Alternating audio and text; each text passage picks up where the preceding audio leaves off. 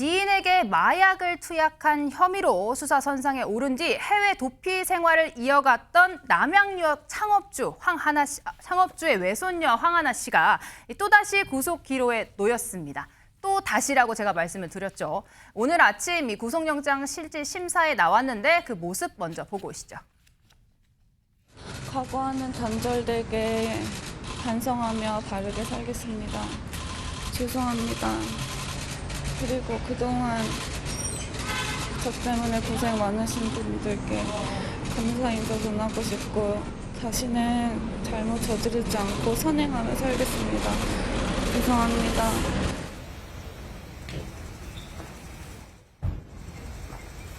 혐의 인정하십니까? 태국과 캄보디아에서도 마약 투약하셨습니까? 수사 피하려고 도피했나요? 마약 어떻게 구했습니까?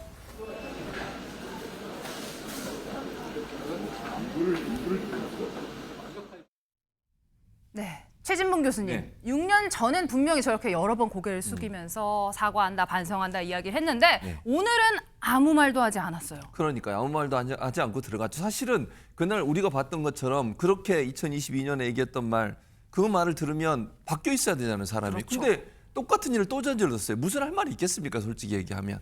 그래서 보면 황하나 씨의 저 모습 보면서 야, 저게 그냥 본인 입장을 회피하고 싶었을 거다. 예전에 했던 영상들이 계속 반복적으로 보여지고 있는데 예. 저런 모습을 또 보이는 황하나 씨의 모습을 보면서 스스로가 면목이 없었을 거라고 생각해요. 저는 개인적으로.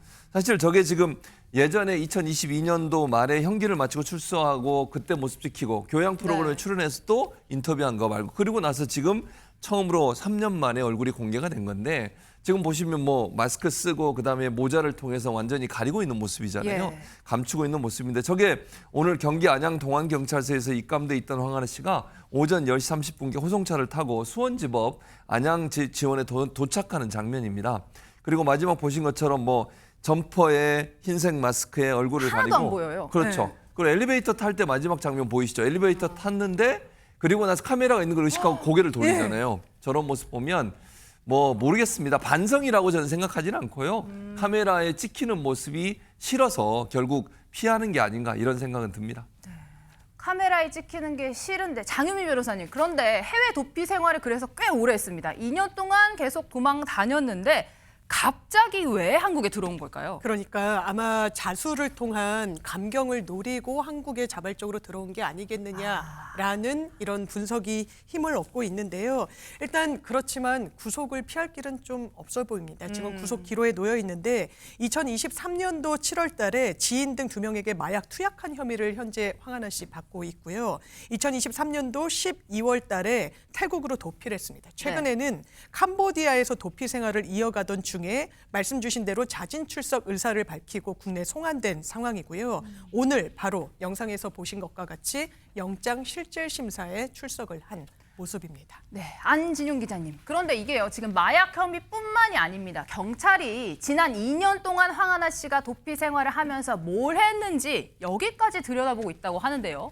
자, 일단 앞서 황하나 씨는 본인이 직접 마약을 투약한 혐의로 또 수감을 했었는데 이번엔 지인에게 마약을 투약한 상황입니다. 그리고 또 마약을 어떻게 취득했는지 이런 경로 등을 두고 경찰 수사가 진행될 것으로 보이는데 또 하나 중요한 게 있습니다. 자, 일단 해외에서 생활을 했는데 또 일각의 주장에 따르면 황하나 씨가 현장에서 굉장히 호화로운 생활을 했다는 그래요? 겁니다. 자, 이렇게 한국에서 도피했던 황하나 씨가 어떻게 해외에서 호화로운 도피 생활을 할 수 있었는지 그 자금은 어디서 나왔는지 이게 궁금해지는데 일각의 주장에 따르면 한국의 유명 인플루언서들을 현지로 불러서 현지의 또 다른 남성들과 성매매를 알선했다. 이런 의혹까지 불거지고 있기 때문에 마약 투약 관련된 것 외에도 또 다른 범위까지 수사가 확대될 것으로 예상이 되는 상황입니다. 와, 한두 가지 혐의가 아닐 수도 있다라는 건데 장유미 변호사님.